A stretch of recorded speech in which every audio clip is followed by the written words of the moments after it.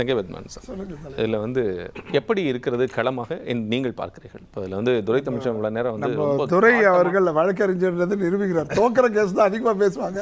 தலைவாணிக்கு எவ்வளோ சத்தம் போட்டாலும் வேஸ்ட்டு. ஒன்று.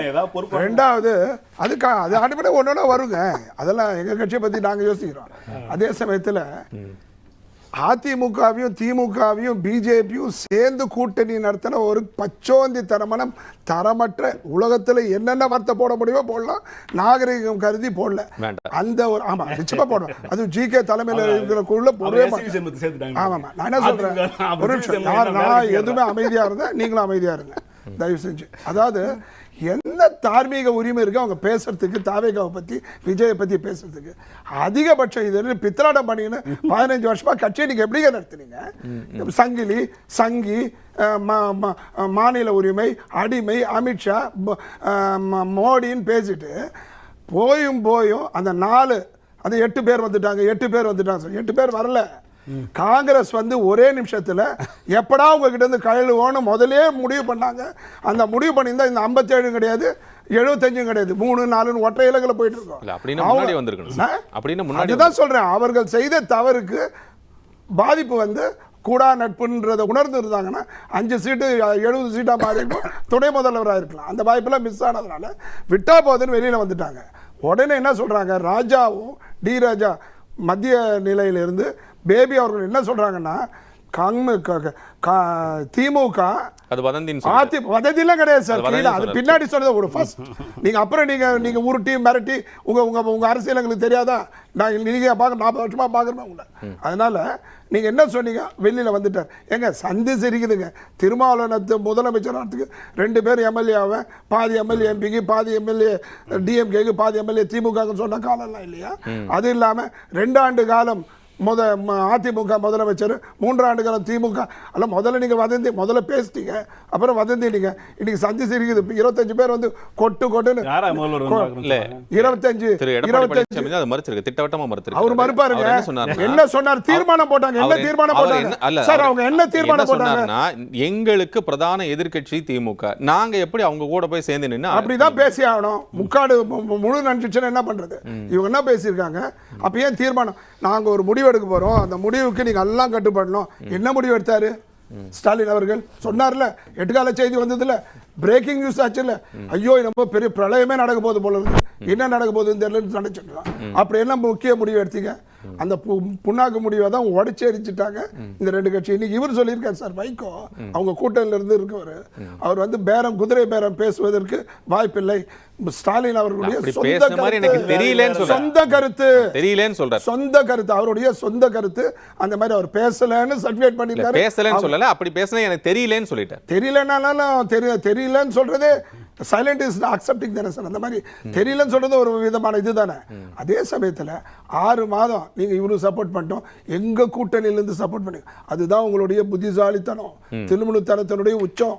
நீங்க அந்த மாதிரி 4 எம்பியை நீங்க அனுப்பலன்னா, மொஹிதீன் காதர் அவர்கள் அனுப்பலன்னா, 57 உடனே தேர்தலில் வரும்.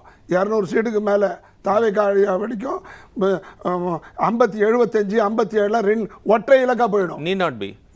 Yes, need not be, sir. Yes, need not be. 2 வருஷத்துக்கு முன்னாடி நீங்க எல்லாம் தாவேகா ஒண்ணுமே இல்லைன்னு சொல்லும்போது அவங்க தான் ஜெயிப்பாங்கன்னு சொன்ன ஒரு தலைவன், ஒரு கட்சிக்காரன். எனக்கு தெரியும், I am seeing the grassroots level of the pulse of the people. அதுக்குள்ள போவே இல்லை சார். நான் என்ன கேட்கிறேன், நீங்க வந்து இத்தனை எண்கள் அவங்க வந்து வரல அப்படின்னா, ஒருவேளை இப்ப எலெக்ட் ஆயிருக்கக்கூடிய மெம்பர்ஸ் எல்லாம் ராஜினாமா பண்றான்னு வச்சாலும் கூட அந்த இடங்களுக்கு மட்டும் தான் தேர்தல் வரும். அதர்வைஸ் என்னன்னா, governor will take on call அப்ப இந்த yes after some time you are talking about the next day I'm talking about on the whole the new government எப்படி போகும்? அவங்க எப்படி ராஜினாமா பண்ணுவாங்க? எப்படி புரியல? திமுகவும் அதிமுகவும் மற்ற தோழமை கட்சி எதுக்கு ராஜினாமா பண்ண போறாங்க? இல்ல சார், இந்த கவர்மெண்ட் அந்த 8 பேர் நீங்க சப்போர்ட் பண்ணி மார்க் தட்டுறீங்க இல்லையா, அதுல 4 பேரை நீங்க அனுப்பிச்சீங்கன்ற மார்க் தட்டிக்கோங்க. அந்த 4 பேரை நீங்க கொடுக்காம ஆட்சி கவிழ்ந்திருந்தால் you take it from me, 57 would have been gone to the single digit. அதனால தான் வேற வழி இல்லாம ஏதாவது ஒரு வாய்ப்பு கிடைக்கும். 6 மாசத்துல சேஞ்ச் ஆஃப் சர்க்கம்ஸ்டன்ஸ் வரும், ஒரு வருஷத்துல சேஞ்ச் ஆஃப் சர்க்கம்ஸ்டன்ஸ் வரும். எப்படியாவது இவரு தானே தளபதியினுடைய தலைவர் தான் எதிர்பார்த்து பாருங்களேன், வருஷன் பாருங்க. விஜய் வாசஸ் உதயநிதி, அதெல்லாம் இல்லை, என்னைக்குமே விஜய் வாசஸ் ஸ்டாலின் தான். அது இருக்கட்டும் ஒரு பக்கம். இருந்தாலும் இப்போ பொறுத்த வரைக்கும் ஒவ்வொரு மூமெண்ட் பாருங்க சார், யாரு எப்படி ஆட்சி கொடுக்குறாங்க, யாரு எப்படி ஆதரவு கொடுக்குறாங்கன்றதெல்லாம் செகண்டரி. யாருக்கு? மக்களுக்கு. எங்களுடைய தலைவன், எங்களுடைய முதல்வர் விஜயாக இருக்க வேண்டும் என்ற 172 கோடி மக்கள் ஒரு காமெடி 172 கோடி வாங்கியிருக்காங்க, 1.72 லட்சம் கோடி வாங்கியிருக்காங்க. அதே எதிர்த்து ஓட்டு வந்து 3 சில்லற. அதனால அது அவருடைய வெற்றி இல்லை. இதெல்லாம் ஒரு பேச்சு. கடந்த காலத்தில் இதெல்லாம் எம்ஜிஆர் காலத்துலேருந்து நடக்கிறது இல்லை. எம்ஜிஆருக்கு 33%, இவரு 35%. அதை தான் நீங்கள் பார்க்கணும். எங்களுக்கு அவங்களுக்கு 3% வித்தியாசம் வாங்கினது 24%. முதலமைச்சர் 24, 35, 3% வித்தியாசம். முதலமைச்சர் ஒரு ட்வீட் போட்டார் சார். சொல்லுங்க. 2006 நினைவுபடுத்தி ஒரு ட்வீட் போட்டிருந்தார்.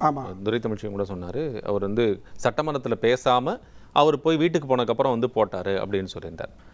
அந்த போட்ட பதிவில் 2006 நீங்க என்ன மாதிரி எக்ஸ்சேஞ்சாக பண்ணீங்களே தெரியாதா அப்படின்னு ஒரு கேள்வியை அவர் வந்து முதலமைச்சர் எழுப்பியிருந்தார். அதற்கு எதிர்க்கட்சி தலைவர் பதில் போட்டிருந்தார். என்ன போட்டிருக்காருன்னா, திமுக ஆட்சி 2006 திமுக விளக்கம் வந்து 2006 கலைஞர் ஆட்சியை தற்போதைய ஆட்சியாளர் விமர்சித்ததுக்கு பதிலாக அன்னைக்கு திமுக அரசு உங்களை போல எதிர்த்தரப்பு எம்எல்ஏக்களை கடன் வாங்கியோ குதிரை பேரத்தில் விலைக்கு வாங்கியோ எந்த கட்சியும் பிளவுபடுத்தியோ அல்லது சோஃபா செட் அனுப்பியோ அமைக்கப்பட்ட ஆட்சியிலேருந்து விமர்சனிச்சிருக்கிறேன். இதில் எதனா பொருள் இருக்கா?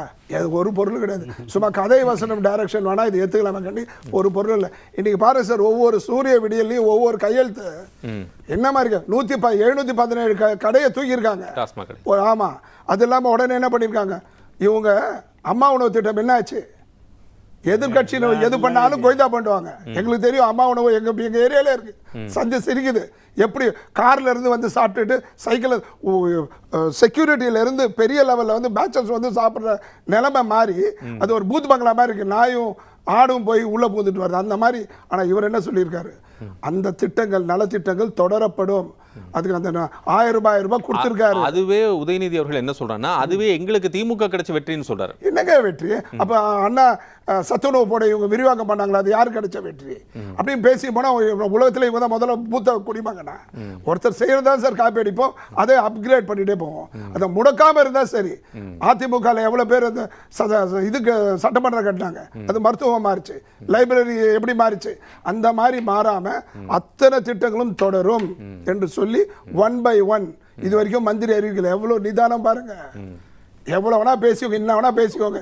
இவர் சொல்றாரு எடுத்தோம் கவுத்தன் பேசாம வீட்டுக்கு போய் தெளிந்து நிதானமா கன்சல்ட் பண்ணிட்டு இன் consult with all other people they are delivering the words. அது வந்து இட்ஸ் அப்ரிஷியேட்டபிள். ஒவ்வொரு நாளைக்கு ஒன்று பாருங்க, ஒவ்வொரு நாளும் நெஞ்சு வலி வரும். என்ன உங்களுக்கு ஒவ்வொரு நாளும் ஒவ்வொரு ஒரு நிமிஷம் 4 நிமிஷம் தான் பெருமையாது. ஒரு நிமிஷம் பெருமையான்னு கேக்குறேன். ஒரு நிமிஷம் நீங்க இந்த பாருங்க பேச்சாளர் நாங்க வந்து வீட்டுக்கு போய் பெருமையா தான் ஆன்சர் பண்ணுவோம். பொதுமக்களுக்கு பிரில்லியன்சி பாருங்க. பொதுமக்களுக்கு பேச்சாளர் சார் ஒரு நிமிஷம் இல்ல நான் பொதுமக்களுக்கு மன்றங்கள் எதுக்கு இருக்கு? அப்புறம் நானும் சார் ஒரு நிமிஷம் மாநில மன்றங்கள்ல நேத்து முதலமைச்சர் என்ன பேசணும், அவர் என்ன சொல்லணுமோ அவர் டெலிவர் பண்ணியிருக்காரு. அவர் தரப்புல சொல்றேன், எதிர்கட்சி தலைவர்ல அவர் பேசினது பேசியிருக்காரு, 2 பேரும் அவங்க பேசியிருக்காங்க. அதற்கு பிறகாக அவர் போய் பேசியிருக்காரு. அதுல வந்து இது சட்டமன்றத்துல பேசின பேச்சு இதுவே எல்லாமே புதுவாளனாரு பழைய வரலாறு இருக்கு. அதுதான் அவர் சொன்னாரு, நீங்க இன்னும் ஓல்ட் ஜெனரேஷன் பாலிடிக்ஸ்ல நியூ ஜெனரேஷன் பாலிடிக்ஸ் வாங்கங்கறாரு. சார் சரி ஒரே நிமிஷம் நீங்க பேசிட்டா அவங்க பேச வேண்டாமா? அவங்க பேச வேண்டாமா? பெருமையா பேசிட்டு அவங்க பேச வேண்டாமா? இது இன்ஸ்டாகிராம்ல தான் வீடியோ போட்டு செஞ்சிட்டு நீங்க இங்க உட்கார்ந்துட்டே அதே செஞ்சிட்டு அவங்க பேசறது முதல்ல உங்களுக்கு ஏத்துக்க முடியல நினைக்கிறேன். அதுதான் சார் முதல்ல இந்த துண்டு பிட்டுல இருந்து பேசுறாங்க, துண்டுல இருந்து பேசுறாங்க, இப்ப லேப்டாப் வச்செல்லாம் பேசுறாங்க. அதெல்லாம் நீங்க எப்படியோ பேசுங்க சார், எதை வச்சுனா பேசுங்க சார். எதை பட் படிக்கிற விஷயம் content should be attract towards the public welfare. அதுதான் மெயின். தலைவா கடைசி சொல்லுங்க. தயவு செய்து மக்கள் மனதை வென்றெடுக்கும் முதல்வர் ஒரு டிபேட் பேச மாதிரி என்ன மாதிரி பேச வேண்டிய அவசியம் கிடையாது. அதே மாதிரி ஒரு பேச்சாளர் இருக்க வேண்டிய அவசியம் கிடையாது. எடுத்தான் கவுத்தான் பேச வேண்டிய அவசியம் இல்லை. பண்டிட்ன்ற ஒருத்தர் சொன்னீங்க, உணர்ந்தார், உடனே வாபஸ் பண்ணார். ஜெயலலிதா அந்த மாதிரி வித்ட்ரா பண்ணுவாங்களா? பண்ணிருக்காங்களா இது வரைக்கும்? அதே மாதிரி திமுக பண்ணுமா? அதே மாதிரி நன்மை என்று சொன்னால் எதிர்ப்பு என்று சொன்னால் அதை உடனடியாக உள்வாங்கி நடவடிக்கை கூடிய தலைவர் சிறந்த முதல்வர். ஆனா ஒன்னே ஒரு சின்ன விஷயம், 25 வருஷம் கொண்டாடிங்க, 50 வருஷம் கொண்டாடிங்க, 75 வருஷம் கொண்டாடிங்க. இனிமே 100வது ஆண்டு கொண்டாடுறதுக்கு வாய்ப்பே இல்லை.